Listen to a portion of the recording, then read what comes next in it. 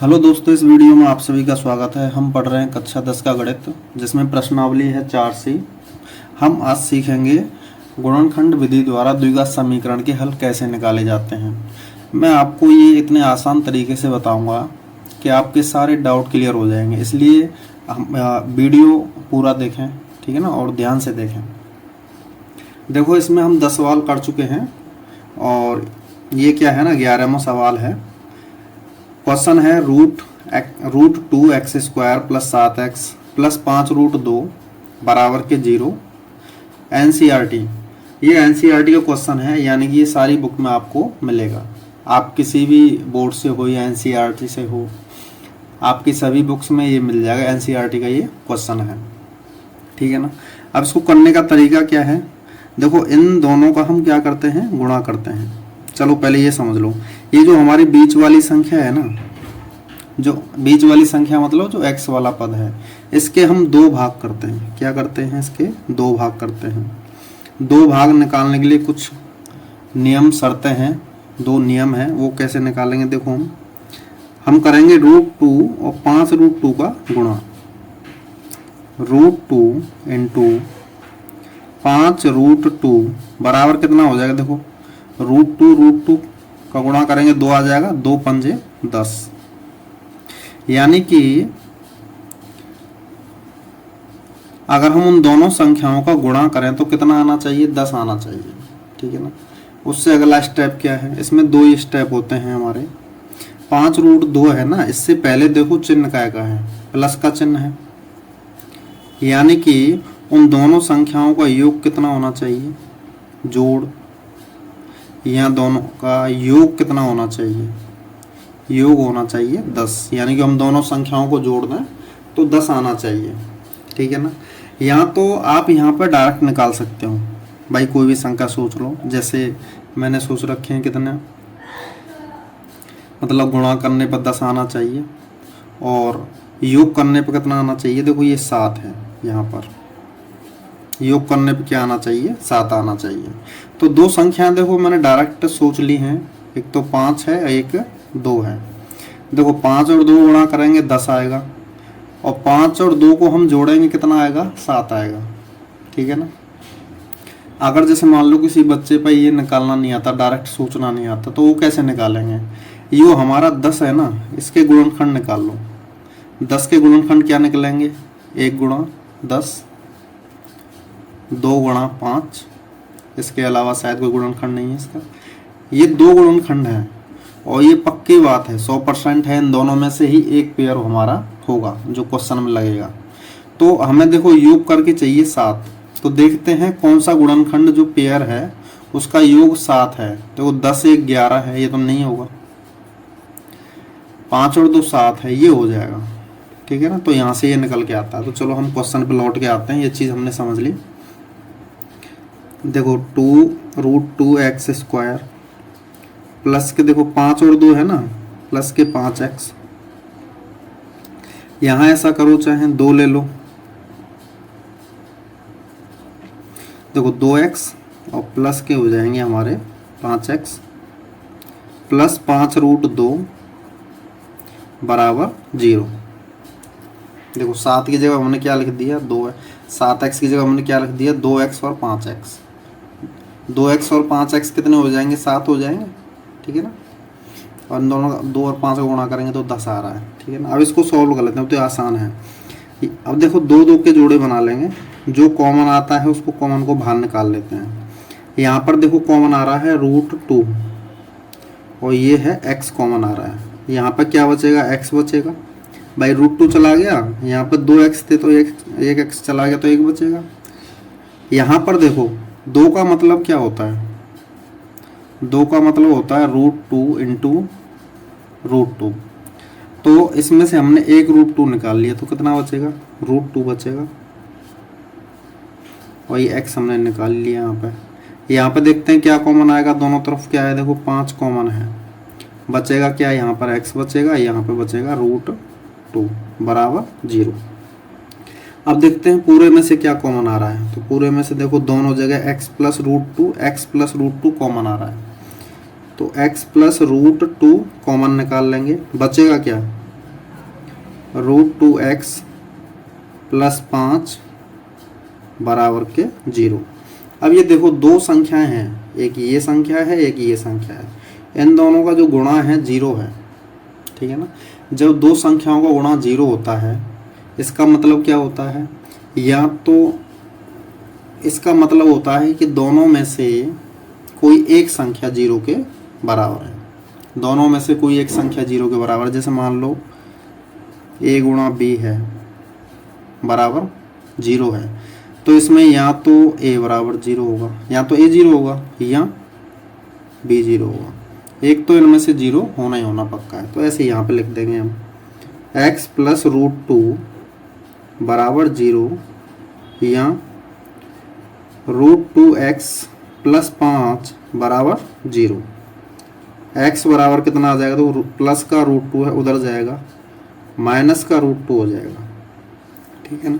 यहाँ पर देखो √2x प्लस का 5 है उधर जाएगा, माइनस का 5 हो जाएगा। x बराबर माइनस के 5 अपॉन के √2।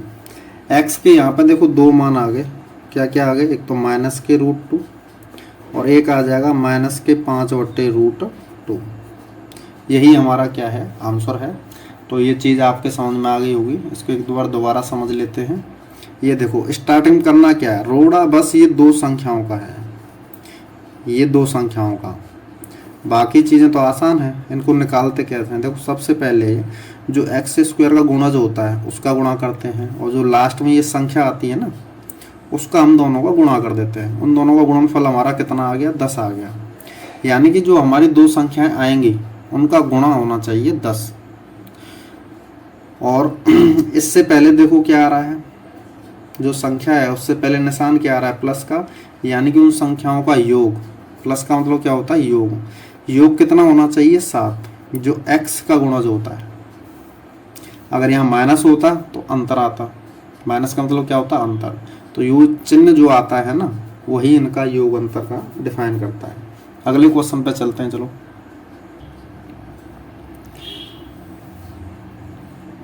इसमें 12वां क्वेश्चन है 2x² plus ax minus a² बराबर 0। यहाँ पे हम देख लेते हैं, देखो x² का गुणज कितना है, 2, और लास्ट में क्या है ये a²। तो नंबर पहला हमारा जो काम करने का होता है, जो हम सबसे पहला नंबर काम करते हैं वो क्या होता है, इन दोनों का गुणा, यानी कि 2 गुणा a² कितना हो जाएगा, 2a² हो जाएगा, कितना हो जाएगा 2a², ठीक है ना। नंबर 2 काम क्या होता है, अच्छा ये संख्या कौन सी है, जो हमारी दो संख्या आएंगी ना उनका गुणा आना चाहिए इतना 2a², ठीक है ना। अब देखते हैं a² से पहले चिन्ह क्या दे रखा है, माइनस का, यानी कि उन दो संख्याओं का अंतर क्या आना चाहिए, x का गुणज कितना है, a, अंतर आना चाहिए हमारा a, ठीक है ना। यहाँ पर आप डायरेक्टली संख्या निकाल सकते हो, देखो 2a माइनस a बराबर कितना हो जाएगा भाई, 2a माइनस a, 2a में से a गया तो a बचेगा, और 2a इंटू a कितना हो जाएगा 2a², यानी कि हमारी संख्या कौन कौन सी सही आ रही है, 2a और a। अब आप कैसे निकालोगे, जैसे आपकी समझ में नहीं आ रहा, हमने तो ये डायरेक्ट फाइंड कर ली संख्याएं कि ये हैं, और हमने चेक करके देख लिया ये संख्याएं सही हैं। तो आप कैसे चेक करोगे, इसके गुणनखंड कर लो ना, सबसे बढ़िया। देखो इसके गुणनखंड करते हैं भाई, हमारी विधि का नाम क्या है, गुणनखंड विधि। भाई गुणनखंड विधि इसका नाम क्यों पड़ा है, क्योंकि हम गुणनखंड करते हैं। यहाँ पर देखो 2 को कैसे लिखेंगे, 2, यहाँ पर a² को हम कैसे लिखेंगे, a गुणा a, यहीं से हमने देख लिया ये 2a है, ये a है, 2a में से a गया तो a बचेगा, और 2a और a का गुणा तो 2a² होता ही है। चलो यहाँ पर रख देते हैं हम। अब वापस आ जाओ क्वेश्चन पर, देखो 2x² प्लस, देखो यहाँ पर ये सारी चीज़ संतुष्ट भी होनी चाहिए, 2a माइनस के a माइनस के a² बराबर 0। ये देखो यहाँ पर इसको सॉल्व करें तो ये आना भी चाहिए, ठीक है ना, बाद में चेक कर सकते हैं। प्लस के 2a में से, अच्छा x भी आएगा यहाँ पे, देखो सॉरी x भी तो है साथ में, 2ax में से ax गया तो कितने बचेंगे, ax बचेंगे, ठीक है ना। अब हम क्या करेंगे, दो दो संख्याओं के जोड़े बना लेंगे, उसमें से जो कॉमन आता है वो निकाल लेंगे। देखो यहाँ से 2 कॉमन आ रहा है, x कॉमन आ रहा है, यहाँ पर कितना बचेगा x प्लस 2x, यहाँ से कॉमन निकालेंगे तो a बचेगा, ठीक है ना। यहाँ से देखो माइनस कॉमन आ रहा है और a कॉमन आ रहा है। a हम जैसे किसी कोष्टक में से बाहर निकालते हैं तो इससे क्या फ़र्क पड़ता है, कोष्टक के अंदर जितनी भी संख्याएं होंगी ना सबके चिन्ह बदल जाएंगे, यानी कि ये माइनस है तो ये प्लस का हो जाएगा, अब बचेगा क्या यहाँ पे x, यहाँ माइनस है तो ये क्या हो जाएगा प्लस, यहाँ पे बचेगा a बराबर 0। अब ये देखो पूरे में से क्या कॉमन आ रहा है, तो देखो x प्लस a और x प्लस a कॉमन आ रहा है, दोनों संख्याओं में है ना, तो x प्लस a बचेगा क्या, यहाँ पे बचेगा 2x, यहाँ पे बचेगा a बराबर के 0। अब यहाँ पे देखो दो संख्याओं का गुणा क्या है, 0 है, इसका मतलब क्या, इन दोनों में से एक संख्या 0 होगी। दो संख्याओं को गुणा का मतलब क्या है, इन दोनों में से एक संख्या 0 होनी चाहिए। तो हम क्या करेंगे, x प्लस a बराबर 0, यहाँ तो ये 0 है, यहाँ ये 0 है, भाई हमको पता थोड़ी है इनमें से कौन सी 0 है, तो इसलिए हमने दोनों को 0 के बराबर रख दिया। x बराबर क्या आ जाएगा, देखो प्लस का a है उधर जाएगा, माइनस का a हो जाएगा। यहाँ पर देखिए 2x बराबर माइनस का a है, ये हो जाएगा प्लस का a, x बराबर हो जाएगा a/2। x के हमारे दो मान आ जाएंगे, एक तो माइनस का a हो जाएगा और a का हो जाएगा a/2, यही हमारा आंसर है। ये चीज़ समझ में आ गई होगी आपके। नेक्स्ट क्वेश्चन पे चलते हैं।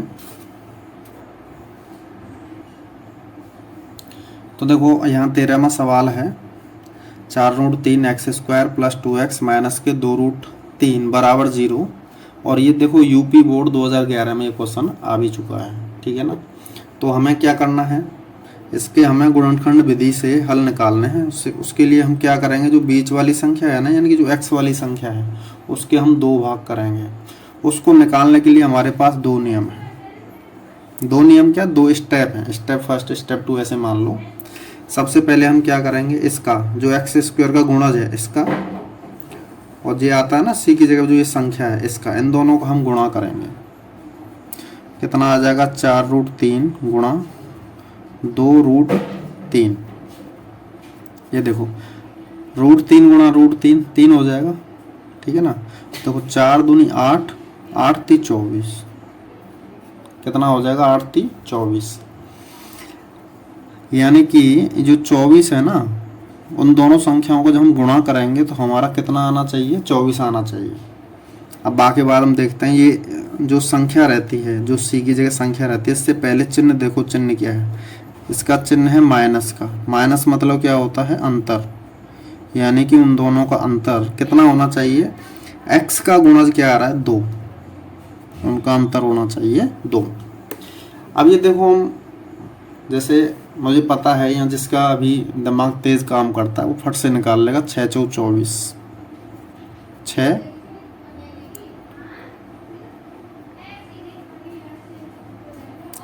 4 और ये 6, भाई 4 × 6 में करो कितना आ जाएगा, 24, और 6 में से 4 घटा दो कितना बचेगा, 2 बचेगा, ठीक है ना। समझ में आ गया, ये 2 संख्या निकल के आ गई। लेकिन मान लो किसी के समझ में नहीं आ रहा तो वो क्या करेगा, 24 के गुणनखंड निकालो। गुणनखंड कितने निकालने होते हैं, 2 गुणनखंड निकालने होते हैं, ठीक है ना, क्योंकि हमें 2 हल लेके आना है, ज़्यादा नहीं लेके आना है। तो देखो ये क्या हो जाएगा, एक तो 1 × 24 हो जाएगा, ठीक है ना, 2 गुणनखंड लेके आना है इसके। 2 पे चलते हैं, 2 गुणा कितना हो जाएगा, 12, 3 गुणा कितना हो जाएगा, 8, 4 गुणा कितना हो जाएगा, 6। इसके कितने गुणनखंड निकल के आए हमारे, 4 गुणनखंड निकल के आ गए, 1 × 24, 2 × 12, 3 × 8, 4 × 6। इसमें चेक करते हैं, देखो अंतर कितना आना चाहिए, 2, 24 और 1 का अंतर कितना है, 23 आएगा, तो इधर नहीं हो सकता भाई। 12 में से 2 घटाओ कितने आ जाएंगे, 10, ये भी नहीं हो सकता। अंतर कितना चाहिए, 2, 8 में से 3 घटाओ कितने बचाएंगे, 5, ये भी नहीं हो सकता। देखो 6 में से 4 घटाओ, कितना बच रहा है 2, तो ये संतुष्ट कर रहा है, तो ये हमारा ये संख्याएं आ जाएंगी। जितने भी गुणनखंड होंगे उसमें से केवल एक पेयर हमारे क्वेश्चन का आंसर होगा, ठीक है ना। सारे इनमें से 2 3 4 नहीं हो सकते, केवल एक होगा इनमें से, तो छांटने में बड़ी आसानी होती है। तो चलो रख देते हैं, क्वेश्चन पे आ जाते हैं। देखो 4√3 एक्स स्क्वायर, देखो प्लस के 6x माइनस के 4x माइनस के 2√3 बराबर 0। यहाँ पर देखिए प्लस के 6x में से माइनस के 4x गए तो कितने बचेंगे, प्लस के 2x बचेंगे, यानी कि हमारा क्वेश्चन सही है। यहाँ से आगे हमारा काम क्या रहता है, दो दो संख्याओं के हम जोड़े बनाएंगे। कॉमन देख लेते हैं, कॉमन क्या क्या आ रहा है।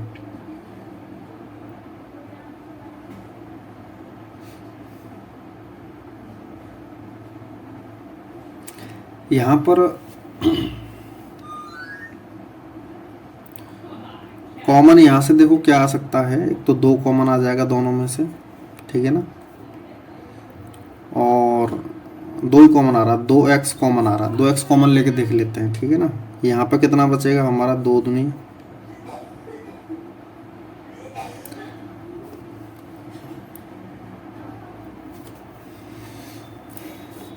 यहाँ से देखो एक तो 2 कॉमन आएगा और एक √3 भी कॉमन आएगा यहाँ से, और ये x। अब थोड़ा सावधानी से समझना, यहाँ पे थोड़ा ये क्या है, कॉम्प्लिकेटेड होने वाला है। देखो 4 में से 2 निकाल देंगे तो कितने बचेंगे हमारे, 2 बचेंगे। √3 निकल गया, ये तो ख़त्म हो गया। एक्स स्क्वायर में से x निकाल देंगे तो क्या बचेगा हमारा, x बचेगा। प्लस पहले देखो 6 में से 2 निकालो, कितना बचेगा, 3 बचेगा। और 3 का मतलब क्या होता है, √3 इंटू √3। भाई ये देखो, चलो यहाँ समझ लीजिए, यहाँ से हमें 6 में से 2√3 कॉमन निकालना है। तो देखो कैसे करेंगे इसको, 2 गुणा 3 लिख सकते हैं इसको। उसके बाद देखो 2 गुणा 3 का मतलब क्या होता है, √3 इंटू √3। तो 2√3 हमने कॉमन ले लिया, कितना बचेगा यहाँ पर, √3 बचेगा, ठीक है ना। आगे चलते हैं, देखो दोनों जगह माइनस है, माइनस कॉमन ले लेंगे हम यहाँ पर, ठीक है ना। और यहाँ से 2 कॉमन आ जाएगा, कितना बचेगा यहाँ पर, देखो माइनस कॉमन लिया है तो इनके चिन्ह बदल जाएंगे। 2 कॉमन लेंगे तो यहाँ बचेगा 2x, ये माइनस का है प्लस का हो जाएगा, कितना बचेगा यहाँ पर, √3 बराबर के 0। आगे सॉल्व करते हैं, देखो पूरे में से क्या कॉमन आ रहा है, देखो 2x प्लस √3, 2x प्लस √3 दोनों जगह है, तो इसको हम क्या करेंगे, कॉमन ले लेंगे। 2x प्लस √3 बचेगा क्या, यहाँ पे बचेगा 2√3x, और यहाँ पे कितना बचेगा, माइनस के 2 बराबर के 0। अब यहाँ पे देखो वही जो हमने पिछले क्वेश्चन में बताया था, 2 संख्याओं को गुणा क्या है हमारा, 0 है। तो उनमें से या तो ये 0 होगा या ये 0 होगा, तो हम लिख देते हैं उनको, दोनों को 0 के बराबर रख देते हैं। 2x प्लस √3 बराबर 0, या 2√3x माइनस 2 बराबर 0। कितना आ जाएगा, देखो 2x बराबर √3 उधर ले जाओ, माइनस के √3 हो जाएगा, और x बराबर हो जाएगा माइनस के √3 बट्टे 2। भाई 2 पक्षांतर जाएगा तो बट्टे 2 हो जाएगा, ठीक है ना। ऐसे ही इसमें देख लेते हैं, देखो 2√3x बराबर कितना हो जाएगा, 2 हो जाएगा। देखो यहाँ पे 2 से 2 को हम डायरेक्ट कैंसिल कर सकते हैं, या ऐसे कर लो, पक्षांतर करके कैंसिल कर लो, बात वही है। तो हम ऐसे कर लेते हैं, x बराबर 2/2√3, 2 से 2 कैंसिल, कितना आ जाएगा 1/√3। यहाँ पर हमारे x के 2 मान आ गए, एक तो माइनस के √3 बट्टे 2 और 1/√3, ठीक है ना। तो दोस्तों आज की वीडियो में बस इतना ही है, ठीक है ना। और वीडियो आपको कैसा लगा इसमें कमेंट करके हमें ज़रूर बताएं, और हमारे चैनल को सब्सक्राइब कर लें, जिससे कि सारी वीडियो आपके पास डायरेक्टली पहुंच जाएं। और जितने भी आपके दोस्त हैं सभी को इस चैनल को शेयर करें, जिससे इस चैनल का बेनिफिट उनको भी मिल सके, और हमारे वीडियो को लाइक करें, ठीक है ना। Thank you for watching.